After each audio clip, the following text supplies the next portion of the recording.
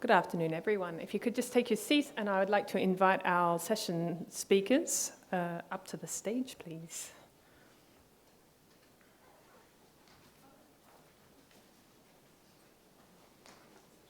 You should know that.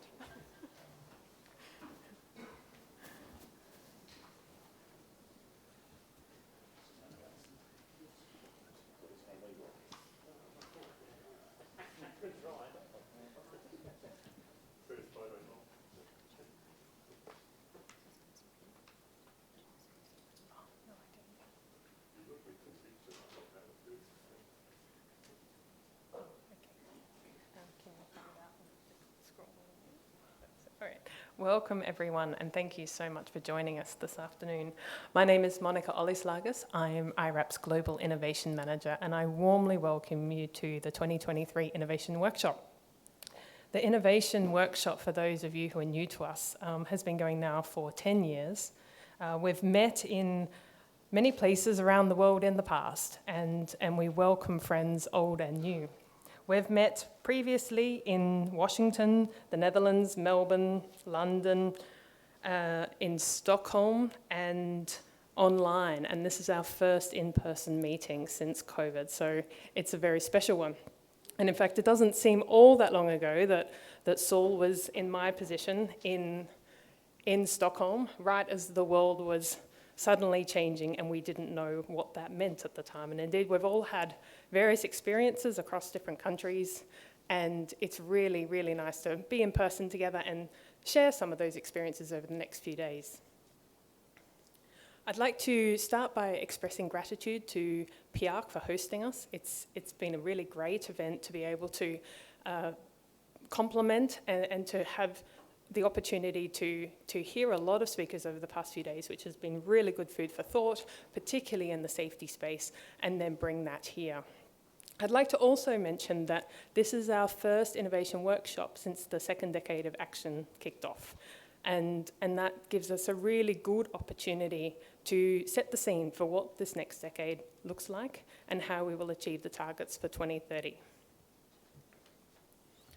Just before I kick off into this first session, there's a few housekeeping issues, not issues, just things to note. This is a registered event. If you are a walk-in, you're very, very welcome.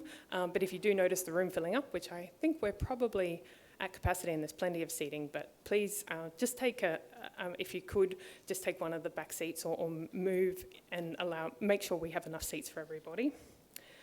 Also, we would like to create a bit of a buzz on social media. On the slideshow now you can see the hashtags there. Please do post or tweet or X, I'm not quite sure what to call it anymore, away. Thanks. Okay, so this first session, I won't do too many more introductions because we do have a wonderful lineup of speakers for you. The first session is Where Are We Now? And we will be setting the scene at the global level, at the country level, and at the city level. And I'd like to introduce our first speaker, Mr. Rob McInerney, who's iRAP CEO, to come and tell us about saving lives together.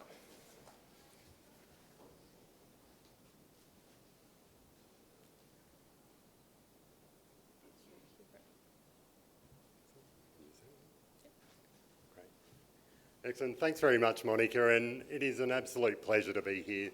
Thank you to Patrick and to PIARC as well, and to our major donor, the FIA Foundation, who, with their support, were able to make great things like this happen. This is my favourite event on the calendar because it is the one where, look around you, we bring the best of the best together. And while at iRAP we know what each of you are up to, and we really support and encourage you to make the most of your own program and make the best of iRAP in your country. It's when we all come together and share our stories is when we go back with something special, that extra idea that can help you save an extra life in your country. And when we do that often enough, we're going to make a big difference here and everywhere around the world. So what I want to touch on is the most important thing that we now have a handle on, and that is the lives that we've saved together. The iRAP focus is around Target 3 and Target 4. So making sure all our roads that we're building are safe for all road users. 3-star or better for pedestrians, for cyclists, for motorcyclists, for vehicle occupants. And Target 4 to progressively bring 75% of travel to that 3-star or better standard by 2030. And we know that if we get that right, we'll be saving 100 million deaths and serious injuries over the life of those treatments. That's what our business plan is all about, is to create the partnerships for that to happen. iRAP is a small charity, but it's the way in which we can create the friendships, the relationships, the partnerships for impact is how we ultimately save lives. And we've got some exciting news to share, because together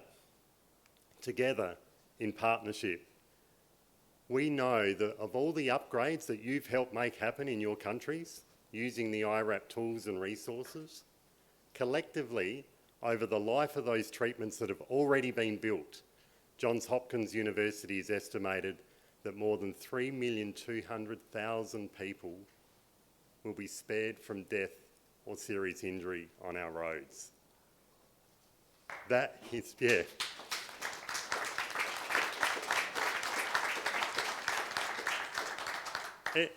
You do have to stop and reflect on that for a minute, because that is pretty special. Whether it's the Bruce Highway in Australia, whether it's the roads across Europe on the 10T, whether it's what's happening right across Africa or in Brazil with the concession roads. Every upgrade that saves a life, we should be celebrating. It matters. And one of our sayings within iRAP is that because every life counts. Those little cuties are my kids in the first decade of action. They're a little bit older now, and one of them's driving. And yes, the most likely way they could be killed is in a road crash. I never lose sight of that. That's why we're doing it, because their lives matter. So do your kids' lives. So does every life. And that's what iRAP's all about: is to work together to make that happen. To never say something's not possible, to always innovate and help make that next life be saved, because it could be someone you love. And the scale now is amazing. Where we are right now is 128 countries that have actual iRAP assessments on the ground, 174 that are using our resources. More than $100 billion of investment has been made safer using the iRAP tools and resources. There's over 63,000 people trained. There's a lot of us out there now, and throughout the PARC event, we've seen so many of the speakers talk about the work that they're doing in their country and talking about it with pride, as they should. So this is a really large-scale program now that can only grow and save more lives in the years ahead. 3.3 million kilometres have been assessed worldwide so far. But we know from Google there's about 170 million kilometres of roads in the world. So we still have a lot to do. So what's next for iRAP and our focus over the years ahead? I'll share 3 of our big priorities, because I think that will give you a sense of how can we make scale happen? How can we make that 2030 target to halve road deaths and injuries a reality? Number 1, we want star ratings for every road design on Earth. Every. If people understood that they're about to build a 1-star road, they probably wouldn't. And they might be building a 4-star road for cars, but only a 1-star road for pedestrians and cyclists. So we're working with Bentley, who run the Open Road software, and Autodesk with their products, to actually build the star rating into their software packages. So the road designer can do their design, and he or she, when they complete the design, can press a button and say, I'm about to build a 4-star road for cars or a 1-star road for cyclists and pedestrians. Would you like to continue? And we hope they'll say no, and they will update that design and save lives. And we're seeing already this example from iRAP, where they've done some fantastic work getting 5-star for pedestrians and cyclists as part of a major road design, hitting 4-star for cars and 3-star for motorbikes, 3-star for everyone. 3-star or better for everyone. They're celebrating that. The people involved want to put that on their wall. They want to frame that certificate and put it on their wall. Again, let's help people celebrate saving lives, and that's what we'll be doing there. The next one is we want a star rating for every journey on Earth. Imagine if you could go into your Google Maps and say, I want to go from here to here, give me the safest route and mode choice. You should walk along this 5-star road to the transit station, on the train, down to the other end, onto a shared bike, to your workplace on a 5-star cycle facility. Fantastic. What would that look like? How could Amazon and Uber, Wholesome, we heard yesterday, how can they use that data to get safest route planning into their operations? And we're doing that with the help of artificial intelligence and big data, and we'll hear a lot about that tomorrow. But there's this fantastic new partnership we've got with Google that will look at using AI and big data to look at light star ratings across the whole of Vietnam and then focus in on all the schools and use Street View data and big data analysis to actually find the 1-star schools and upgrade them to 5-star. Give our kids a 5-star journey to school. Can't wait. We're well on the way to making that happen. The next one is if we know our new roads are being built safe and we know what the existing roads are like, the next thing is making sure we've got the investment to actually mobilise those upgrades that will save those lives. So we're working on impact investing models and private sector financing and bringing in blended finance models with MCC, the World Bank, EIB and others to try and find the way we can mobilise private sector financing to deliver 3-star or better roads in a faster way across the world. We know it's going to save lives. We know it's really high return on investment. How can we make that happen quicker and without a big drain on the capital reserves of government and their fiscal reserves? So that might help us get a Footpaths for Africa bond up and running, 5-star around transit-orientated developments, 5-star journeys to school, or a 3-star or better journey for all of us, wherever we travel. We need the finance to make that happen, and we're working on that as well. So all of those things, again, I think it's important to say it's not just our job. We do need to bring the safe system elements all together, the 5-star users in 5-star modes of transport, on 5-star roads, at the right speed to make sure everyone gets home safely. It's the innovation that will help make that happen that we'll be sharing over the next 2 days. I thank you all for being here, and please get to know each other, share your knowledge, and make a difference, save a life. Thank you.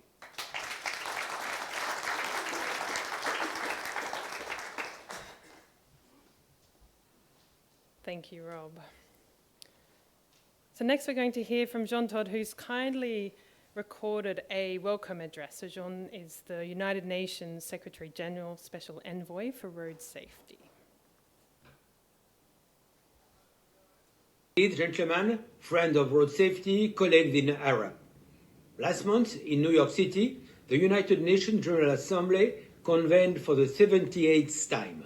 Its theme was very close to our hearts, accelerating action on the 2030 Agenda and its sustainable development goals toward peace, prosperity, progress, and sustainability for all. As the UN Secretary General Special Envoy for Road Safety, I'm committed to helping to achieve these goals, especially Goal 3.6 that aims to halve the 1.3 million annual road crash deaths by 2030. iRAP's efforts around the world are contributing to safer roads. The adoption of the 3 stars or better in our global performance targets inspires investments in new and existing roads that are safe for every single user. However, it is urgent that we do more if we are to meet the 2030 targets. Innovation is a key to our success. Your focus on safer roads for people and planet at this year's iRAP Innovation Workshop captures the need to mobilize for road safety. Our cause needs to be held as high as other global agendas like climate action and resilient cities. The iRAP Innovation Partnership, including star rating for schools, Cycle wrap, iRAP, and star rating for designs are some excellent examples of your work. Mobilizing finance is also a priority for us to achieve our common goals. To help in that area, we have many appropriate and effective mechanisms, including the UN Road Safety Fund. This was created in 2018 as an important tool in supporting countries implement life-saving projects. It addresses critical gaps in road safety infrastructure, education, and enforcement, ensuring that our efforts have a strong impact around the world. I would like to emphasize that to reduce road deaths and injuries by half, we must promote evidence-based solutions everywhere. We must also, as stressed at the first high-level meeting for improving road safety last year, secure both action and delivery. iRAP's work in creating the impact investment market and result-based financing for 3-star or better roads is an excellent step in this direction. It is to be commended, and I look forward to the continuing innovation and positive results in our collective life-saving endeavor. I wish you success in the iRAP Innovation Workshop. Keep up the great initiatives in creating safer roads for everyone. Together, we can achieve a world without high-risk mobility. Thank you.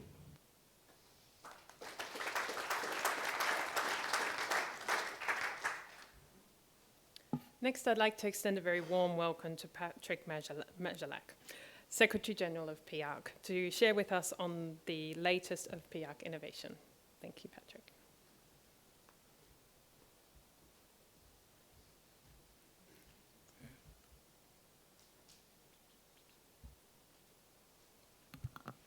Here we are. Thank you very much. Patrick Majelac, Secretary General of PIARC.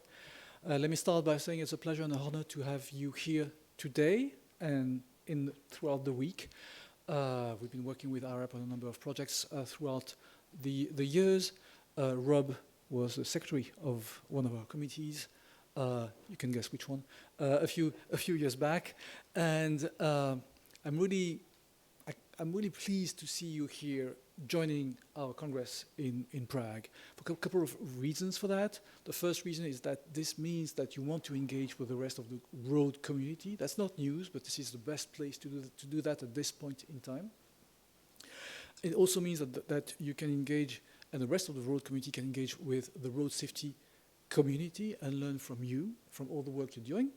And the last is that by being here in Prague and engaging with our community, you're saving one flight and helping reduce greenhouse gas emissions, just by a little bit, maybe, but it counts. You know us, PIARC, or if you don't by now, we probably did a very, very poor job. We are an international association of 126 member governments with one mission, which is to identify best practice on everything that's related to roads and road transport, and to share those best practice through reports, seminars, events like this one. And we really try to engage with all countries, high-income countries, as well as lower or middle-income countries. And the way we work is through volunteers who convene in various committees. You have a diagram here on the screen. And obviously, I've highlighted the one called Road Safety. And the chair of our Road Safety Committee, John Milton from the USA, is here in the room. I guess you know him already, but I wanted to salute him especially, as well as all the members from this committee from all over the world. This diagram here shows that road safety is one of our committees, but what it doesn't show, but it's there, is that road safety is a cross-cutting topic for many, if not all, of the work we do and through those committees. For example, in the tunnels, our colleagues from tunnels work on road safety in tunnels. When we look at ITS and freight, we also analyze road safety related questions for those freight and ITS questions by tapping the expertise of the experts from all over the world, and also by collecting case studies from our member countries. Just highlighting a couple of recent work that's been done by John's committee. So John, sorry, I'm stealing your thunder maybe. Is we have dozens of reports available from PIARC on pavements, bridges, tunnels, and road safety. Recently, this committee has conducted work on road safety issues specifically for low and middle income countries. They went through a literature review and then conducted a collection of case studies and collided that into, well, 2 reports actually, which are based on and structured around 12 issues that you have here, there, starting with the integral approach to the Sustainable Development Goals, the road safety culture, which you touched upon really, Rob, and this is really key, management and leadership, legislation enforcement, speed, safe roads that will be sustainable as well, civic vehicles, and post-crash healthcare. Because obviously, as we're all convinced of, if we want to address road safety, we want to address all the components of this, but if you want to invest on good roads, you probably want to invest in good hospitals as well, and good ambulances that will take people who unfortunately have been injured in a crash to the nearest hospital. That matters a lot as well. But anyway, back to PIARC, back to roads. This report, I really encourage you to read it. There are copies of that on our pavilion next door. And 2 things that really popped up and that I felt was really were really interesting from that piece of work. Here on the screen, bottom left corner is it's a case study in Uganda.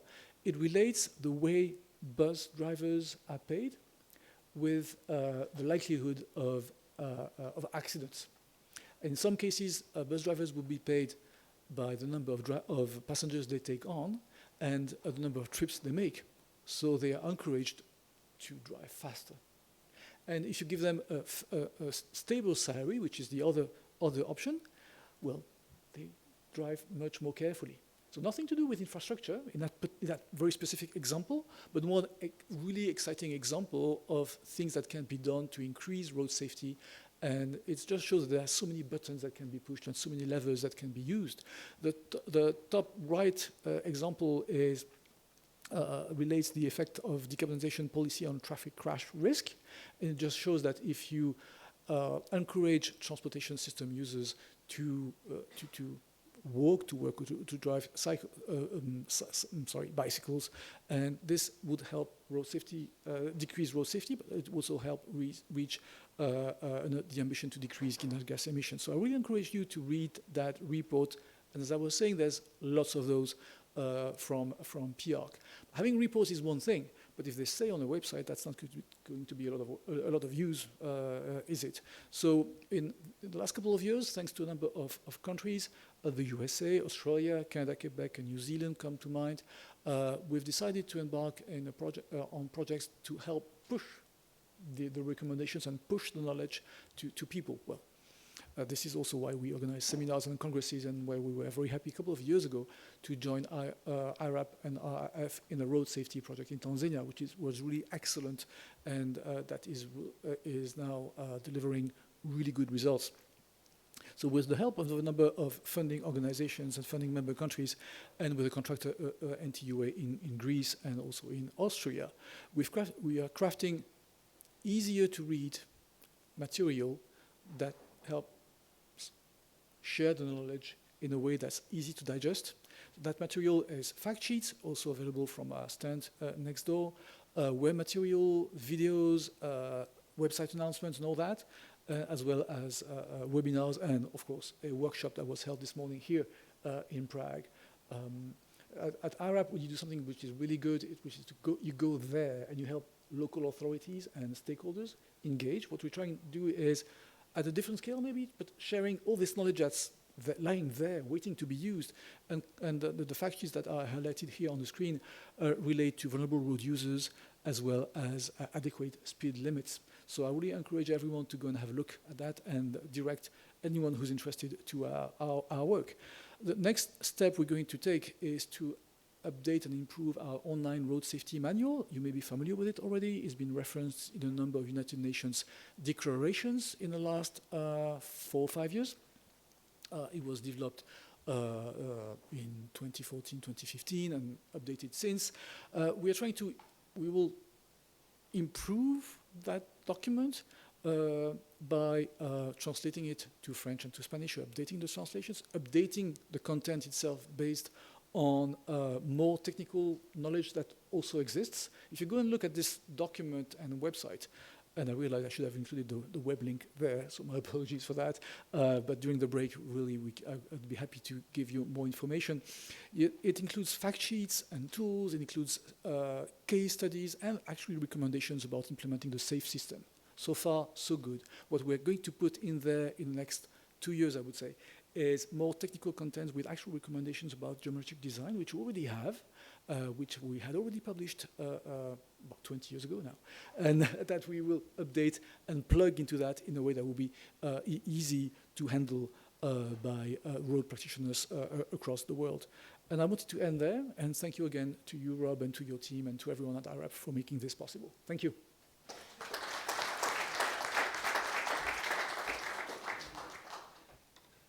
Thank you, Patrick. I'd now like to welcome to the stage Gonzalo Alcaraz, who's going to present to us on partnerships to deliver the iRAP World Road Statistics and Private Sector Coalitions.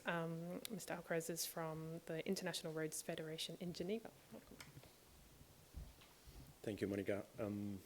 The original plan was to have Susanna on stage, but unfortunately she lost her voice, so I'm replacing her in delivering this quick presentation. Just open it.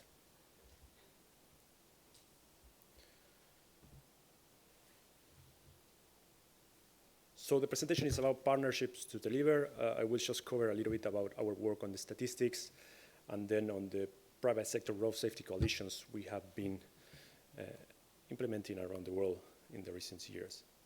First, let me just briefly share for whoever is not familiar with the iRAP.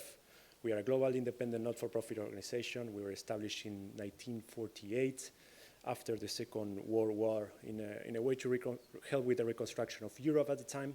We are headquarters in Geneva, Switzerland, and we have been working with the United Nations under the ECOSOC status since 1951.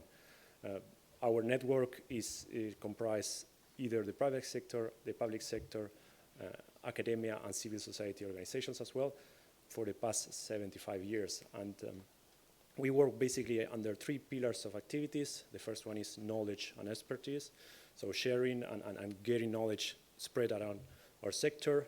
Second one is about network, so connecting people, businesses, and organizations, either through events or in some cases dedicated ad hoc introductions we do. Last but not least is our policy and advocacy work, mainly focused on road safety and sustainable development of roads and networks of roads. So partnerships are the DNA of iRAP, as I said before, and our World Road Statistics is an example of that. We have celebrated the 60th edition last week. Actually, we delivered an event launching this new edition for this time, and of course this is something unique we deliver for the sector. It has data from over 200 countries, and this is all gathered through primary sources mainly, but of course in collaboration. We need those data coming from us, and then we just match all together and we put it into this database. Of course, this is something that we do for many years, but we have been also transitioning into a sort of digital solution as well. I'm going to talk that in a minute. And here you have some of the sections that comprise this data set, not only doing or having data about road crashes, but also fuel consumption and prices, multimodal traffic comparisons, among others. An important mention here to say is about the data warehouse platform, which is freely accessible to anyone who is willing to access the data. It covers the last 6 years of data, and it's thanks to the collaboration we have with Total Energies Foundation and the Michelin Corporate Foundation as well, who is providing us with the funds to cover the work that the Secretariat is doing in Geneva. There are a number of dashboards as well you can access that provides you in a quick snapshot the information you might be looking at country level or other type of comparisons you would like to do. More on the role of data partnerships. This is just a few of the collaborations we have been working with our data. As I said before, we hosted a webinar last week presenting this work on the world statistics. And all the presentations and the recordings are on our website, irfnet.ch. If you want to take a look at that, the full recording and the presentations are also available. Here as well, 2 examples of partnerships and collaborations that can help deliver road safety outcomes. So now moving a little bit more on the road safety aspects. LEARN is a project that has delivered with the Global Alliance of Road Safety NGOs, building capacity on data and forging in-country multi-stakeholders coalitions for data. And the second one is a piece of work done on the Sun for All collaboration. Sun for All is an initiative led by the World Bank, where over 50 organizations are working on this topic. And this report in particular aims to supporting policymakers with guidance, but also concrete case studies. So transitioning again to road safety, I want to speak about mobilizing private sector for road safety. We too often talk about that the private sector has been associated with simply CSR money, so sponsor of certain activities or the people who wants to make profit. We have been vocal from the iRAP over the past years to ensure that the private sector has a seat at the table. And for this reason, we have been developing a level of expertise that will be beneficial for the sector. And of course, this is seen, as you see on the screen, again, with the support of the Total Energy Foundation, with the creation of this private sector road safety coalitions. Over the 2 past years, we have been launching 5. Morocco, Pakistan, Tanzania, Zambia, and India. And upcoming, we are also launching these 2 in Guinea and Senegal. The focus has been particularly in low and middle income countries because, of course, this is where the needs are the most. As an example of some of the companies that has been involved, you can see here that none of them are strictly related to our sector, but somehow they are having large fleets, and they are showing as well the commitment in order to reduce their business risks on having incidents and the consequences of that. An example of when a coalition is happening, they usually sing a sort of coalition chapter, and these documents allows to align on a number of principles and values, and that basically states their commitment with regard to contractor vetting, occupational health and safety, and the things that are listed on the screen. And most of these coalitions creates a positive spillover mechanism in the industry and within the country itself. Final example is the 10-step project in Tanzania, where basically a private sector coalition was launched during that project. So it's important that in some cases it's a cascade occasion where it leads to something for the better of the country. And of course, this brings a lot of positive energies involving much of the stakeholders in the country.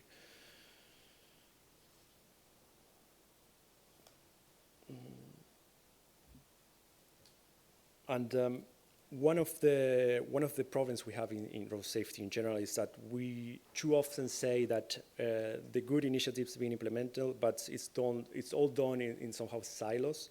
And our objectives as a federation and our mission is to break somehow those silos. And we have been doing that since 75 years, and that's basically our aim and our goal, and connecting and innovating for better mobility systems. Thank you all for listening to me this presentation, and I thank again Rob and the iRAP team for inviting us. Thank you.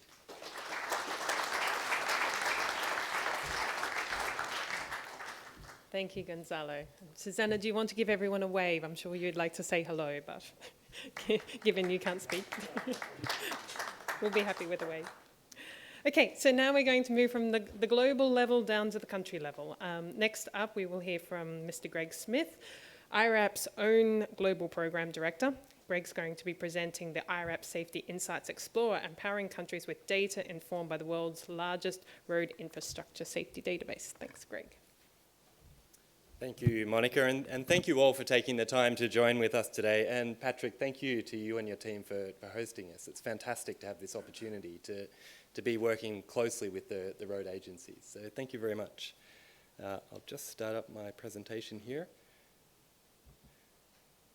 So I'm going to be talking a little about the global and down to the country level topic of where we're at in terms of road safety. And in doing that, I'm going to be introducing you to the Safety Insights Explorer tool. So you may have seen this before, but if not, this is a chance to check it out. I would love to do a live demonstration of the tool, but unfortunately we can't do that right here. But it's a tool that's totally free, it's on our website, and you can check it out anytime.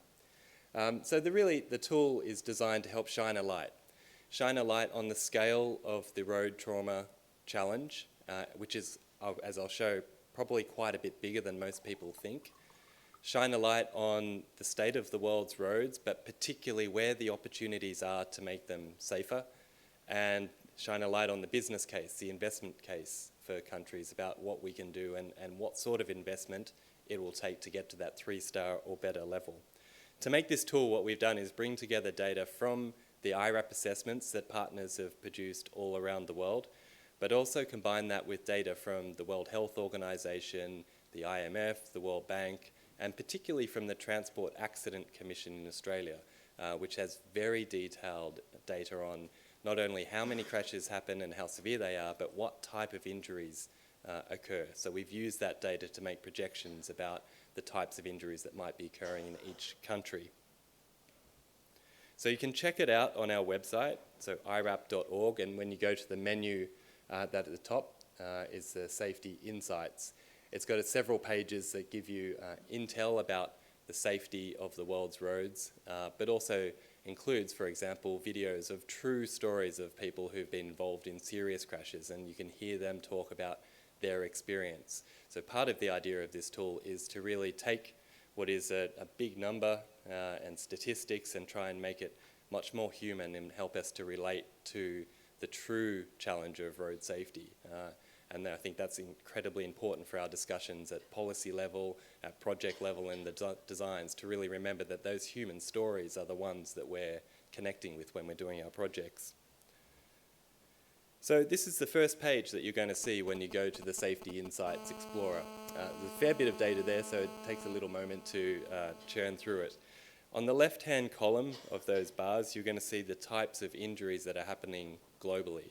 We know that there's about 1.3 million deaths happening every year. We know that from the WHO, and we'll get updates of that quite soon in the new status report.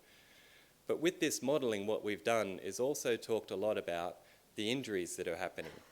And often we talk about the numbers of deaths that are happening in a country, and we kind of forget, actually, that there's a lot of injuries happening as well.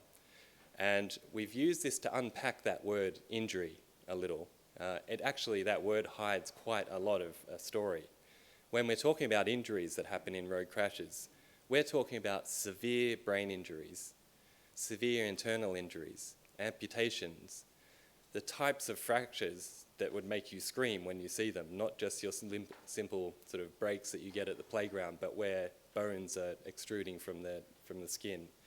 Dislocations, concussions, lost eyesight. These are the sorts of traumas that are happening every single day on our road network and go far beyond just the deaths. And on the right-hand side, you can see the cost estimates of those as well. So what you actually see is the bulk of the trauma and the bulk of the cost is in the injuries that are happening. And we have very little real intel about that worldwide. So I guess the first point is the scale of road trauma is very large, but it's actually quite a bit larger than most people expect. So using this modelling, about 37 million casualties are happening each year around the world at a cost of $2.2 trillion US. And using the tools, so that you can see on the left-hand side, there's a lot of different menu items that help you to interrogate this data quite a bit more. So in this example, I've just selected some of the age groups. So I've said, let's take a look at the age groups of 19 years and under, so young people. 5.9 million casualties happening every year at a cost of $260 billion to our youngest people. You can see that there's 212,000 deaths, 77,000 severe acquired brain injuries, 840 soft tissue injuries, 1.5 million serious fractures happening. And very interestingly, you can see the cost pattern change quite a lot. You imagine a young person who gets a severe head injury and severe acquired brain injury. They're going to live their entire life carrying that burden, and their family around them will carry that burden, and the community around them will carry that burden. And that's why that explains that cost there of the acquired brain injury is so high for young people, because they're going to live a lifetime of needing very heavy support. So this part of the Insights Explorer really helps to shine a light on the true scale of road trauma, and we hope that it can help shape the discussions at policy level and at project level in countries to really ensure that the safety component of every policy, every investment strategy and every project truly reflects the cost of getting it wrong. The other thing we've done is brought together data from the VIDA dataset, and this is data that's produced by our partners in their assessments, and we've compiled more than 500,000 kilometres of data across 84 countries, and we've taken a look at what the star ratings are. It's important to note that these aren't a random sample of the roads across every country, so they might not be representative of all the roads in a country. These are the roads that have just been assessed, but they do give you a really interesting insight into the state of play. So you can see there's the star ratings for pedestrians, bicyclists, vehicle occupants, motorcyclists. The group on the left is by length of road. The group on the right is by the travel on the road. And so you can see the black and red colour is pretty predominant. That's the 1 and 2 star categories. So where we are right now is most roads being assessed are not getting to that 3-star target. That's where we're at right now. But also we know that most travel happening on the roads is also not at 3 stars or better. So those charts on the right help to give us a sense of how well safety investment might be getting targeted at improving roads. What we would hope to see is that proportion of travel happening at 3 stars or better is really increasing.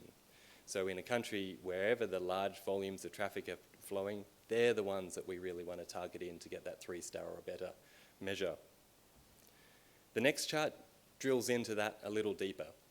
So across the top you can see the row of charts showing the length of road rated 3 stars or better by road user. So a different way of presenting the data that was just shown. We can see that about half of the roads, 3 stars or better for vehicle occupants. But about a quarter or less are 3 stars or better for the vulnerable road users. So very clear pattern. We tend to be pretty good at building roads for vehicle occupants and still not getting it right for the vulnerable road users. The charts underneath really get down to the nitty-gritty about what it is that's explaining those star ratings, but really what it is or how we explain some of the safety performance. So take that chart in the middle on the left-hand side that says the percentage of road where traffic is travelling at 40 kilometres an hour or more, and there's pedestrians and they have formal sidewalk. Just 7% of the sample fits that criteria. So where there's traffic travelling faster than 40 kilometres an hour, pedestrians have a sidewalk. And just think about it.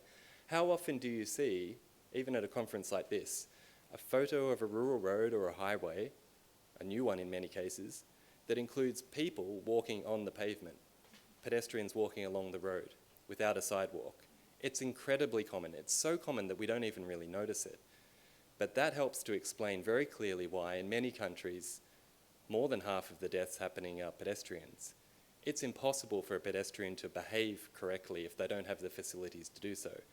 So installing sidewalks is a simple thing. A little tweak of that dial will flow to the pedestrian star ratings and reduced risk. So these charts give us a really clear insight into the types of solutions that are there before us about how we might improve safety. Imagine, for example, if we said, okay, our target for our country is to move the length of road that's 80 kilometres an hour and divided from 24% to 30%. Just a 6% change. What sort of impact will that have on the star ratings and then safety performance of the network? So very clear, measurable metrics, and really help us to set up targets that can be really achievable, and these insights into really what can be done. And again, the filters that are on this tool help you to take a look about how different regions, different countries, and different road types compare to the global average. So here you can see I've just selected the Americas, and you can see actually on average they're doing a little better in terms of 3-star or better than the global average on most indicators. But if you clicked Africa, for example, you're going to get a different picture, and you can drill right down to the national level for the roads that have been assessed.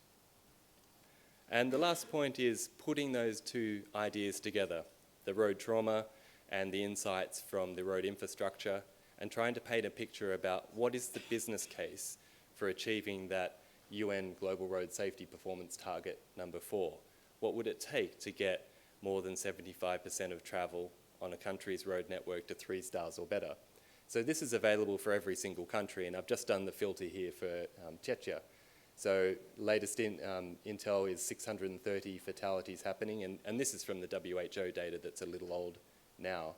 But an investment over 11 years of $6.8 billion, so a small part of GDP, would lead to an annual fatality reduction of 139 lives saved every single year, economic benefit of $11.3 billion, and a benefit cost ratio of 1.7. So a BCR of 1.7 across an entire national program of investment, I think is pretty impressive. And if you click this button for some of the low-income countries where numbers of deaths are very much higher, the investment case gets stronger and stronger. And there's not a single country where we don't get a positive BCR case. Every single country in the world would benefit from targeted safety investment, trying to get to that 3-star rating or better.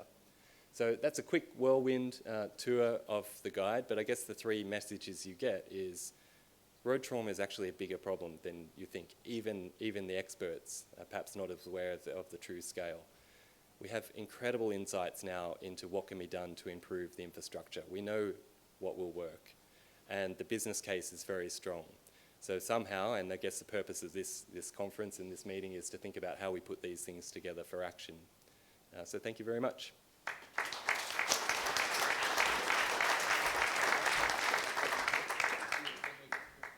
Thank you, Greg. So from the country level down to the city level, I'd like to now invite Paul Sopowanich, Director of Programs at the Global Designing Cities Initiative, to come and present to us on what's old is new again in designing global cities. Thank you, Paul.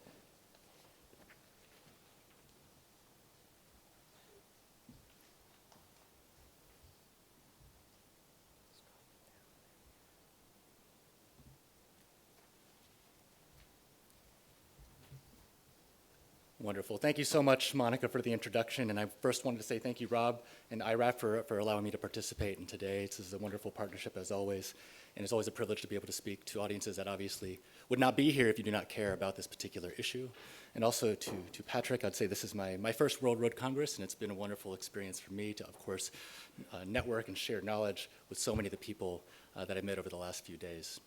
So as Monica mentioned, my name is Paul Sopowanich. I'm the Director of Programs at the Global Designing Cities Initiative. A little bit about our organization. We're a nonprofit based in the United States, but we work in about 60 cities in 30 countries worldwide. And our mission and our belief really is that by changing streets, we can change the world. And our focus and methodology is if we design streets to put people first, what outcomes can we achieve? And we know for a fact that road safety is one of those key outcomes, in addition to so many other factors such as air quality, children and caregivers' well-being, and so much more. So I have this privilege of really saying what's new in cities, and I first should acknowledge the fact that there is a beautiful city off to your right out these windows, and it's been wonderful actually just experiencing Prague and seeing what road safety feels like in a city like Prague, but knowing that so many of us come from different places and points of the world. And so I have a brief 10 minutes, but just to highlight some facts that, our good Earth has 8 billion people on it. And the reason that cities are so important because so many of those people, if not the majority, are now living in cities, and that number is only increasing over time. 500 cities in the world with 1 million people or more. So that's a lot to try to compile into a 10-minute presentation, but I will do my best and share a bit of a story with you. And so before diving into innovation and thinking about the future, I would challenge us to think about the past and the history. Because as long as modern technology and modern transportation has existed, we as professionals in this industry have tried to profess and paint visions of how do we solve and how do we innovate for the future to solve our current problems. Here, this definition of innovation is taking a challenge at hand and taking the latest of what we know, the latest technology, and applying it to solve those problems. So this image is from about 100 years ago, 1925. And of course, you can see in the top left corner of the screen, may solve congestion problems. You may live to see this. And I don't know, look around the room, but I think most of you would agree that we have yet to solve this, and yet it is a vexing issue for people around the world.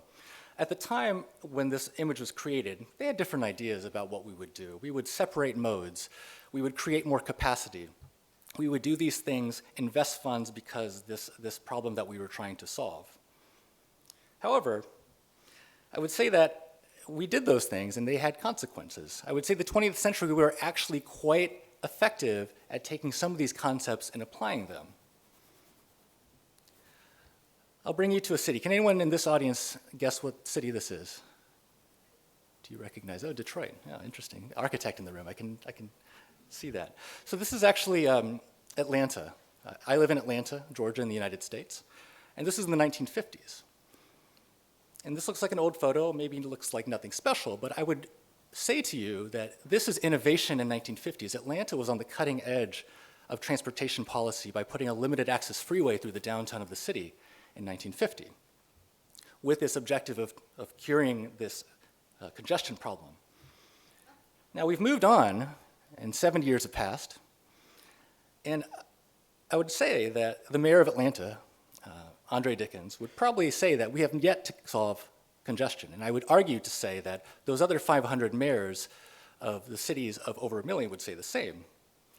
But I'm talking about congestion, but I want to bring color to this. But we've been solving for congestion for so long, but we know, and what's been said, and the whole theme of today's discussion is the consequences of the way that we have designed our streets and the way that we have evolved. Because moving into today, we obviously know that while cities have changed, cities have grown, there are some things that have stayed the same. So innovation, while we still apply it, and I should caveat that I welcome innovation, but for solving which purposes? So one thing, despite these 70 years passing, something that I wanted to share that has stayed the same is our ability as human beings and the design of the human body to withstand a limited amount of force. So this is a simple physics problem that we have to contend with. And that it's interesting, I took this photo, I'd like to say. It's interesting because if you think about the human body can sustain the force and impact of falling at about 25 kilometers per hour. So that is about the top speed of those of us who are runners in the room, the top speed of us if we were to fall being chased by a predator. This goes back to human nature. If we were being chased by a predator, that is the speed at which we can fall and sustain that crash. Now, all of you in this room are very familiar with this chart, but I'll use it to bring up a point. It's convenient that those numbers, 25 kilometers per hour, play into this chart. If I were to fall or to be hit by an object at 25 kilometers per hour, of course, I have a very high chance of survival. However, bringing us back to that picture of 70 years later, the predator that is vexing us in road safety, of course, are vehicles in most cases, and we're talking about pedestrian deaths specifically. The predator today is a one-ton vehicle going 60 kilometers per hour, which in those situations were to make a kinetic energy collision with a human being, brings a 90% chance of death. So I bring that little bit of background because I was very interested in sharing with you about this idea of what's new in cities. But as you heard the title of my presentation, it's not just about what's new, but about what's old. Because I would say that if we were in cities 100 years ago, perhaps road safety was a different type of problem, but we've seen a pendulum swing, and I think from my perspective, what I want to share today, seeing the pendulum swing, is it swinging back? But most importantly, it's not just about what's new and what's old, but it's about what's working.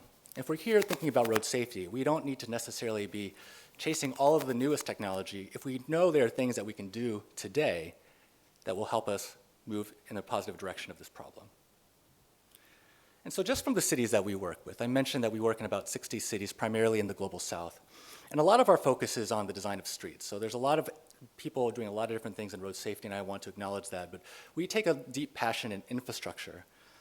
And what we see in the cities that we work with in our projects is, of course, these three things: reducing speed, designing spaces for people, and starting now. I think so much of the challenge when working in infrastructure is that we can get caught up in so many of the details, whether it be politics, whether it be resources, whether it be community input. But there are small things that we've seen cities do, and I want to share some projects with you just to showcase the fact that there are cities out there that are doing these things today. So it's something that I hope that you can at least take away some of these points of inspiration. So I will have the privilege of taking you to a couple of different cities around the world. So I don't know if anyone here is from Brazil or Fortaleza, but if you've been tracking cities in road safety, you will know that Fortaleza is one of the cities in the entire world, on this earth of 8 billion people, that has bucked the trend in terms of reducing traffic fatalities in their city by 50% over the past decade. Incredible work. But I'll highlight that it's deliberate. They systematically knew how to make changes. So Drago de Mar, this is a street here that's near a market and lots of pedestrian activity. I can't have enough time to tell you all the details, but I can simply say there's fast-moving traffic, a lot of people, which is the recipe for road safety incidents. And by making simple changes, so I point out those three things: reducing speed, we've made the roadbed narrower, we've made it harder to go fast for drivers. We've made it for people, we've designed the space for people. And what that does is it creates pull. Not everyone is a road safety advocate, but they are a they advocate, meaning that if they have a space they enjoy and that they can love as a citizen, they will find ways to support it. And finally, I'll just highlight that images from this, everything you see here is simple and temporary. You'll see paint on the ground, simple planters, simple chairs. And so something that you can implement relatively quickly, learn from, iterate, and then make changes later on. And so this is just one example in Fortaleza, but there are so many like it in that city, and that's how they systemically have moved towards reducing traffic fatalities. Also in the Americas, take us to Quito, in the Magdalena neighborhood. That blue building in the background that you see is a market. So just to share context, you have a wide intersection, fast-turning traffic, lots of people coming and going, picking up their groceries. But very much similarly, same concepts. How do we make it slower? How do we reduce the turning speeds? Because we know left and right turning vehicles are some of the biggest factors for injuries within cities. How do we make it so people support this? How do we make it so they like it? And then finally, everything you see here was something that easily could be procured and be done within a week's time. Just other images of that same visual to show some of the crossings, et cetera. Bringing us closer to Europe, I would say that it was mentioned in terms of the pandemic and, of course, the challenges that were created for so many of us. Milan was a city that did so much in terms of being progressive and taking those years and making big changes to their transportation policy. So in this particular visual, you have a streetcar, you have a multi-leg intersection, and a school. So I can't bring you there right now, but knowing that there are students on a daily basis coming and going, parents waiting to pick up their children at this school, and again, simple changes. How do we reduce those turning volumes to reduce the opportunities for crashes? How do we actually eliminate the opportunities for crashes? That's systemically how you do it. Creating benches, creating spaces, so this is something that's designed for people, and then finally, something that's easy to do. And then I wasn't going to put this one in here, but I thought it would be relevant just because I was showing a lot of small-scale projects, but in so many of these major megacities we work with, these are the types of facilities that you might be working with. Large arterials, fast-moving traffic, buses, powered two-wheelers. And so very much similarly, this is a project that we had an opportunity to work on. And I think it's interesting to show this because this is one of those interventions that we had a lot of initial pushback, Of course, I think one human characteristic that's throughout the world is that it's hard for humans to change, and this was certainly a big change. But as you can see, we've dramatically been able to reduce the opportunities for crashes. This is something that in the Americas, particularly the growth of powered two-wheelers, has been a growing issue in terms of road safety, and this is a design that we have found to actually quite significantly reduce the opportunities for crashes for all modes by slowing speeds for all modes. So I come back to my 3 points as I get ready to close. I'm glad to have an opportunity to share these, but again, I wanted to show not just about what's new, but again, to remind us that there's a lot that's working today, and the innovation is not so much, it's not always technology. It's innovating our process. It's innovating the way we do engagement to bring these projects to life. So in closing, I'll just say that when thinking about cities, if we do these things and many other things that you all are working on in the room, we have an opportunity to take us from a situation from today, from just surviving, to in fact thriving. So with that, I think this concludes our session, and I will thank you so much for your time.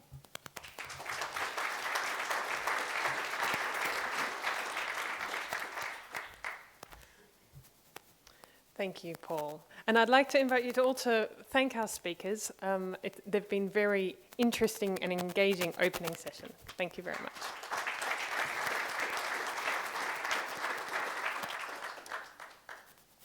So next, I'm going to invite our speakers to take their seats once again. And next, we're going to move on to the presentation of the Gary Little Memorial Trophy.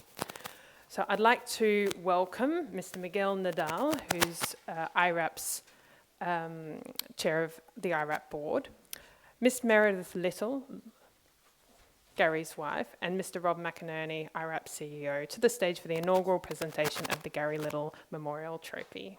Welcome.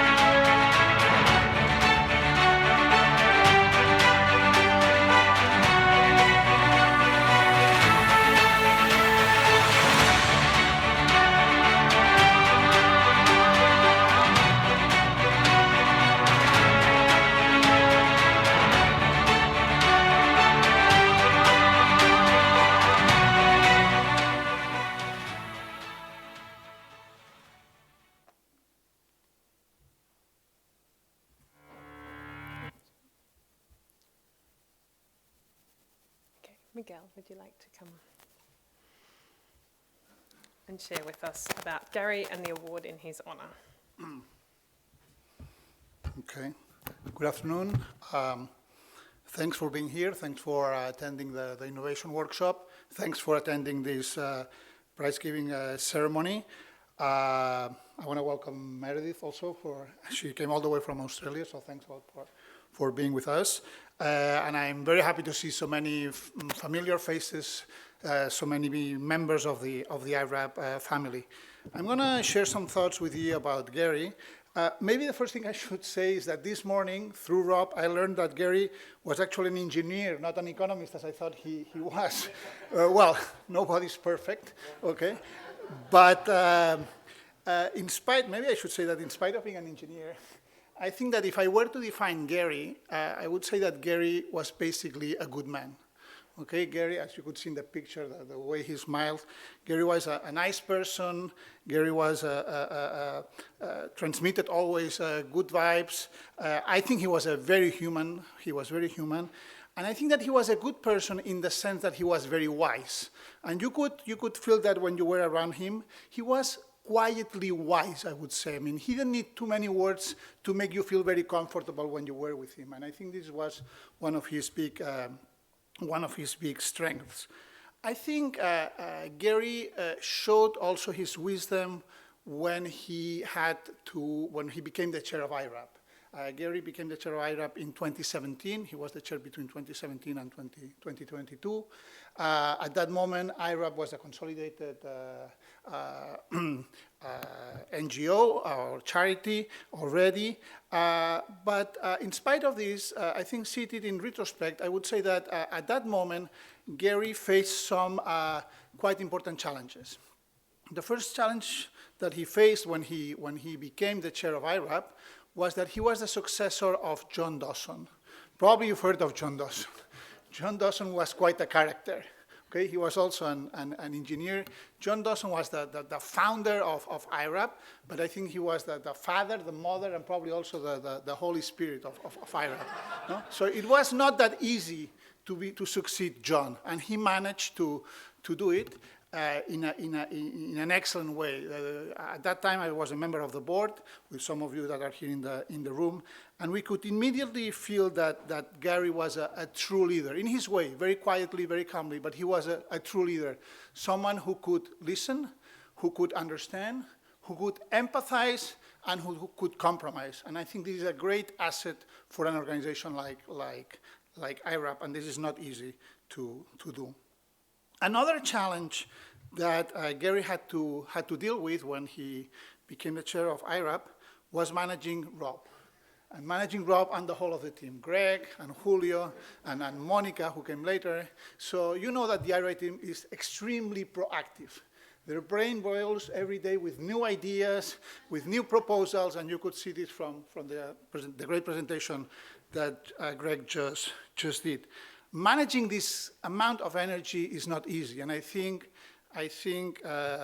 Gary was a master at that, because he would give the team just the right strategic guidelines, and then he would give the team the space to execute. And I think when it comes to executing, these guys are really excellent. And during Gary's chair, I think the iRAP managed to grow bigger, to consolidate itself even more, and to become what it is today, which is, I think, one of the leading road safety programs globally. And this is not a minor achievement. So I will conclude saying that I think we all miss Gary very, very much, but we remember him with love and with pride. He was a great friend, and he was a great chair of iRAP. He left us too early. Clearly, he left us too early. But I think it's great that today we can be all here, so many friends, that Meredith managed to come all the way from Melbourne in order to together honor his memory and his legacy. So thank you very much.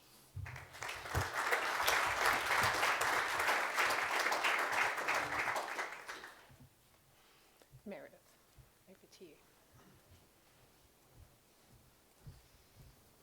Okay, hello everyone.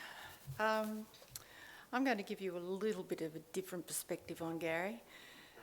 He started his career at Melbourne University in the 70s, where he finished with a degree in civil engineering.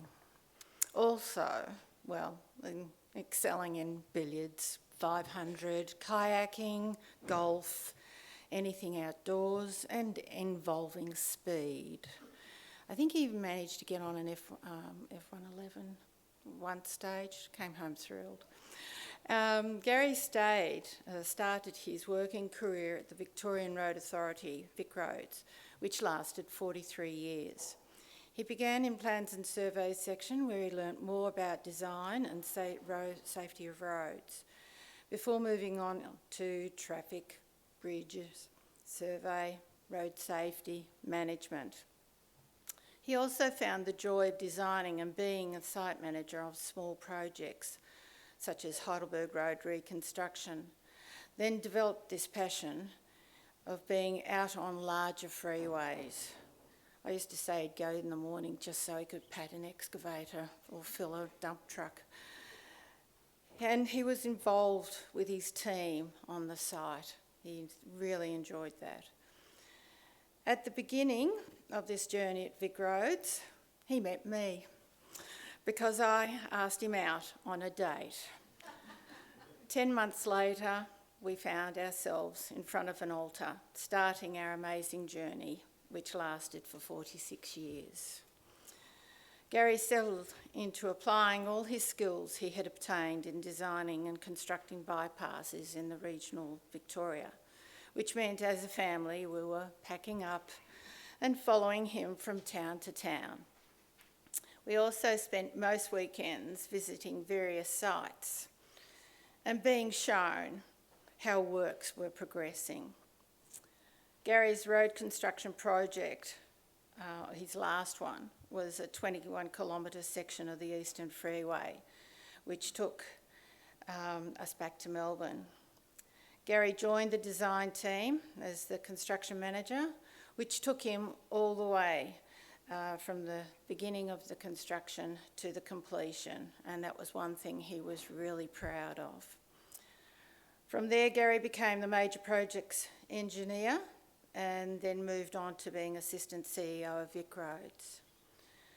Over the years, Gary was also becoming an expert in attending management courses, and I'm sure you've all done that yourselves, as well as travelling all over the world, consulting other engineers at other authorities on various subjects: tunnels through mountains, wire barriers down the side of carriageways on freeways, driverless vehicles, electric vehicles, and anything else that would improve road safety and aim for safer roads.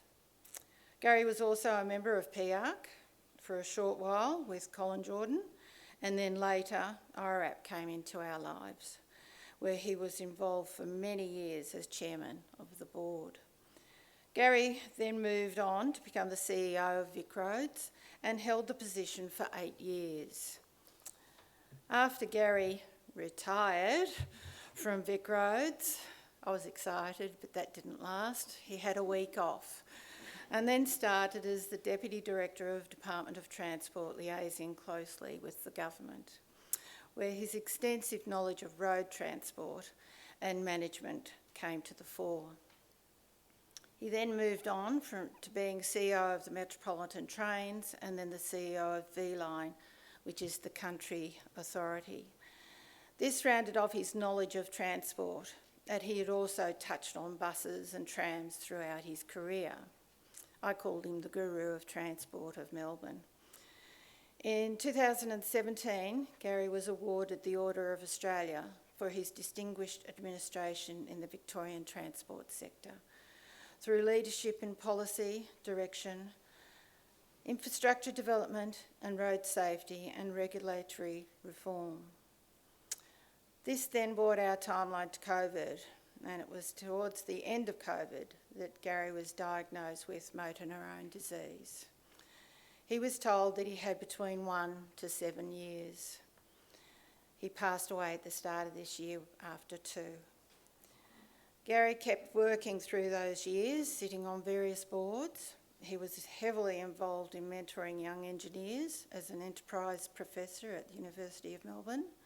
Indeed, people throughout transport industry would often seek Gary's advice or counsel, going along with the saying, "What would Gary Little say?" Gary even sat on a Zoom meeting on the morning that he passed away, so he never really retired. He came out of the study very pleased with the results and which that meeting had achieved. He had a full and wonderful life in the transport sector, and this award is a culmination of the journey that he and iRAP have been travelling. He would indeed be extremely honoured and humbled at the same time with this award that celebrates the performing road authority eliminating high-risk roads. Thank you everyone at iRAP for carrying on with his memory, and thank you everyone for listening to me. Thank you.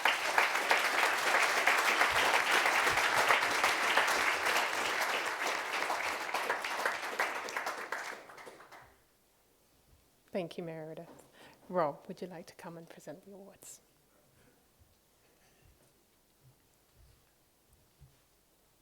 Excellent. Thanks very much, Meredith. Again, we all loved Gary so much. He was so generous of spirit, generous of knowledge, and we all are so much better people because of having him in our lives, and we really honour that. But my job as part of this is to celebrate the finalists in the Gary Little Memorial Trophy. He was someone who finished things and got the job done, and so this award is really focused on celebrating those who have saved lives as road authorities. And so I'd like to now announce our finalists for the Gary Little Memorial Trophy for 2023. The first finalist is the Queensland Department of Transport and Main Roads, Australia. Their Bruce Highway Safety Package is one impressive piece of work. It began with some iRAP assessments that were highlighting it as one of the most dangerous roads in Australia. For the entire national highway network in Australia, at the time it claimed 17% of deaths in the country were on that stretch of road. Total crash costs of $800 million. The Department of Main Roads, together with the federal government, joined forces and actually committed to a long-term financing program on that road, more than $350 million initially in terms of this work that's been evaluated, and have upgraded that road. And that number there, 48.8% of fatal crashes reduced. That's a lot of people making it home, and an incredible achievement from the department and the work that they've done. They took that section of road to more than 75% of travel, 3-star or better, and it's now part of a bigger and more expansive $13 billion program on that road. One key outcome from it as well in an expansive road network like Australia is the innovative wide centreline treatments that they tested, rolled out, and have made that happen on scale. A couple of key things that are really relevant that stood out is that work is now being rolled out as part of other road projects right across the state. And it's also the evaluation on how effective it is now in the iRAP model. So by default, a wide centreline treatment comes out in every investment plan that iRAP does or iRAP partners do around the world. So that means this treatment is saving lives worldwide now.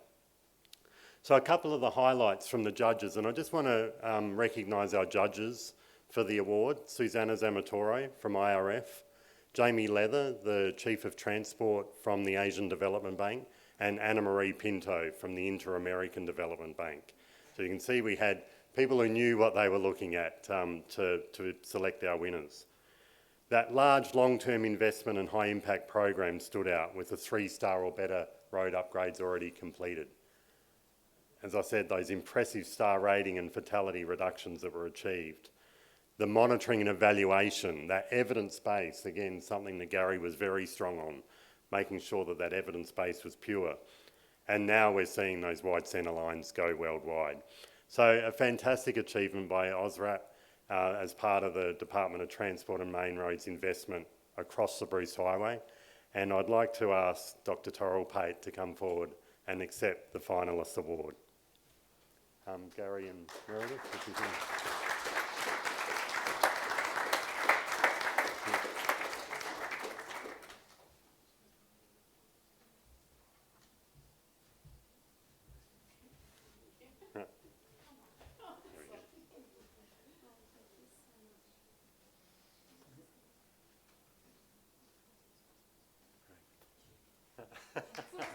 Oh, hang on, just say for quick.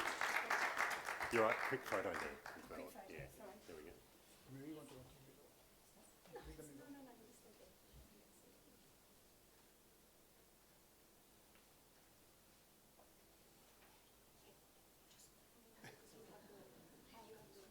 Just come over a bit.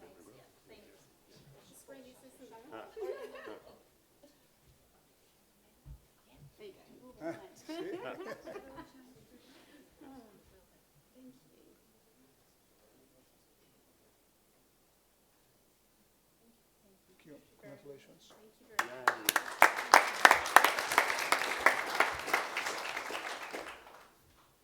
Our next finalist that was doing fantastic work as well was Croatian Roads Limited. Their program has been informed by the iRAP methodology for many, many years.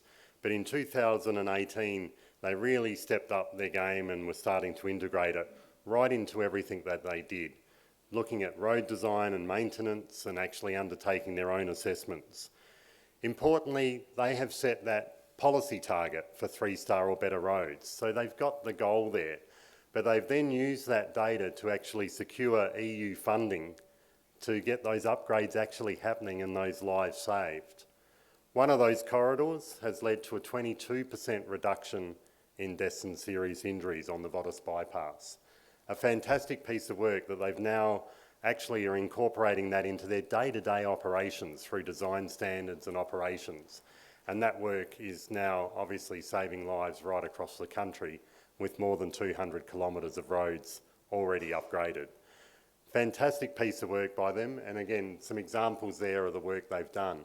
But I think the key words from the judges was that proactive road safety stance that goes beyond the iRAP assessment. Again, iRAP's not the whole solution. It's about how do you embed it into the road agency's operations and management to deliver that change and 3-star or better journeys day to day. And their evaluations as well, that robust evidence-based approach that's embedding that investment right across Croatia. So on behalf of Croatian Roads Limited, I'd like to ask Professor Marko Sevrovic to come forward and accept the award on behalf of Croatian Roads. Marko.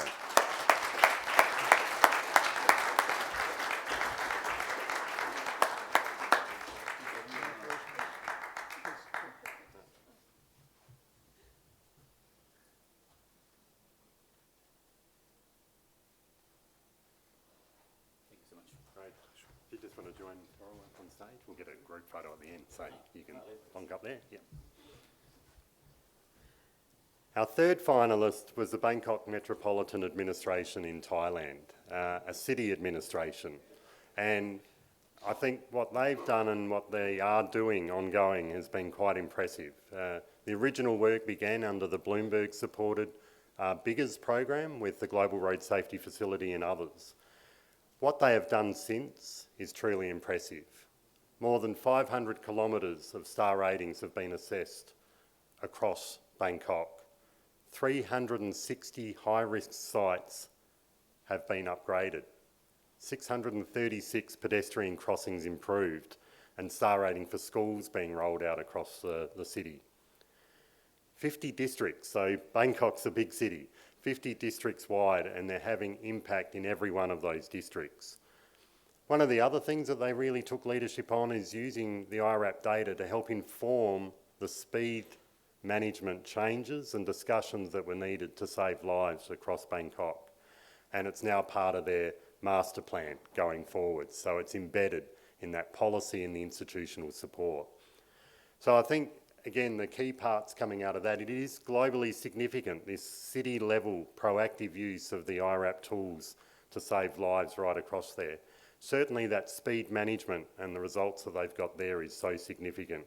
And you can see the 50 districts there where they've been looking at one road in each of those districts to be able to create one road at a time.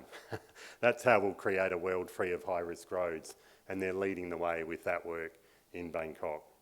And so on behalf of the administration, I'd like to ask Professor Kasim, the leader of iRAP, to come forward and accept the Gary Little Memorial Trophy Finalist Award.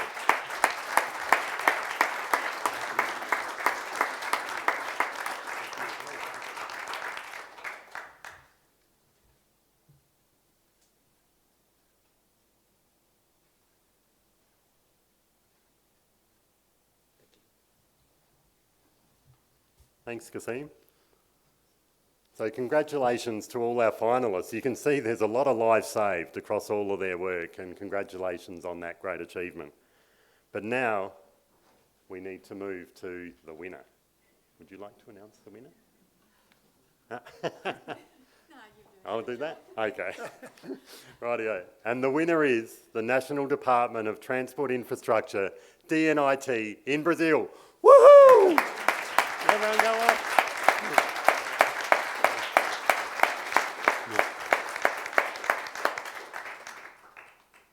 So let's have a look at what they have achieved.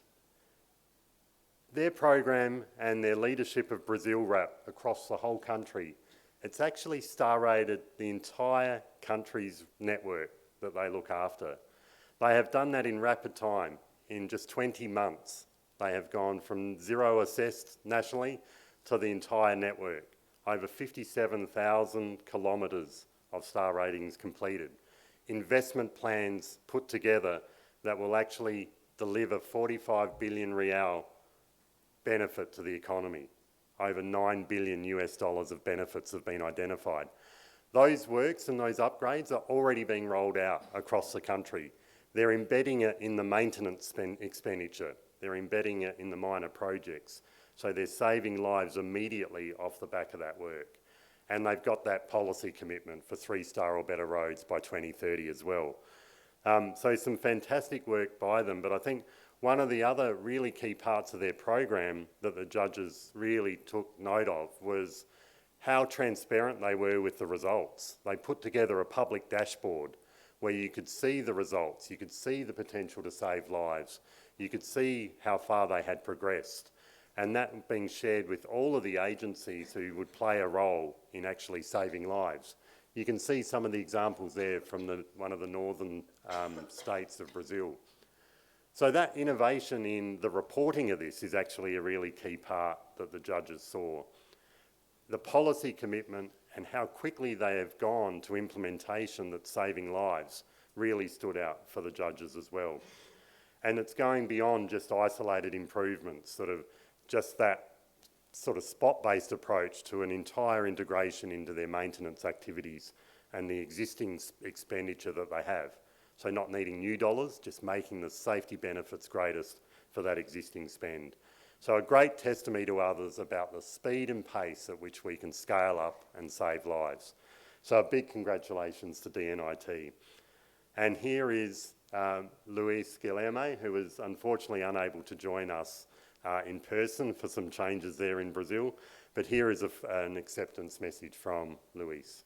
Hello, my name is Luis Guilherme Melo, and I am a Planning and Research Director of the National Department of Transport Infrastructure linked to the Ministry of Transport.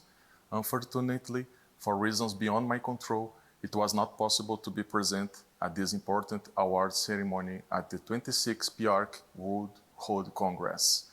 Due to the relevance of the event, I feel very honored with DNIT's nomination, and thank you on behalf of the entire autarky for winning the iRAP Gary Little Memorial Trophy. DNIT completed the coding and star rating of the 55,000 kilometers of federal highways under its administration using the iRAP methodology. Created almost 4 years ago, BrazilRAP classifies by stars and defines investment plans to make Brazilian highways safer.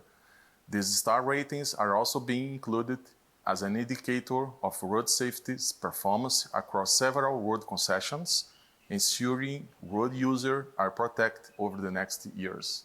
The results obtained from the work carried out with BrazilRAP demonstrate that investments of around $3.6 billion will be able to save 150,000 lives and or accidents with serious injuries in 20 years. I hope the BrazilRAP program will become a planning and management tool that will bring a better road infrastructure, and it will save the lives of thousands of Brazilians. Finally, I reinforce a great pride on behalf of the DNIT in receiving this honor. Thank you very much.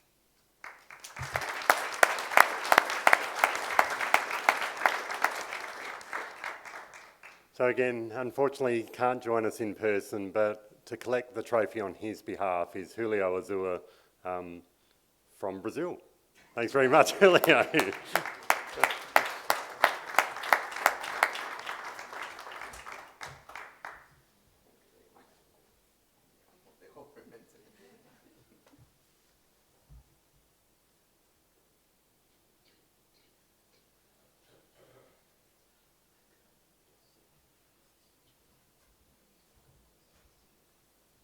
Okay. Do you want to? Okay, some closing remarks. Thank you very much for your participation in this ceremony. I think it's been a great ceremony. Rob, very powerful and very touchy. I think these prizes are a great way to preserve Gary's legacy. Thank you very much, Meredith, for being with us today. Congratulations to all the finalists and to the winners. And to you all, I encourage you to present your nominations for next year's prize, because we hope to meet you all next year. Thank you very much.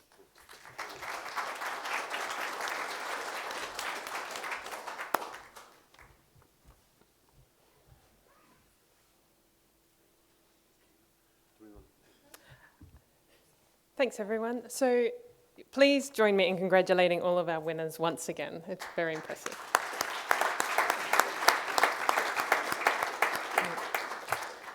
That brings our first session to a close. Afternoon tea is being served outside. And I just want to ask all the award winners to remain on stage for a joint photo shoot at the end. Thanks very much.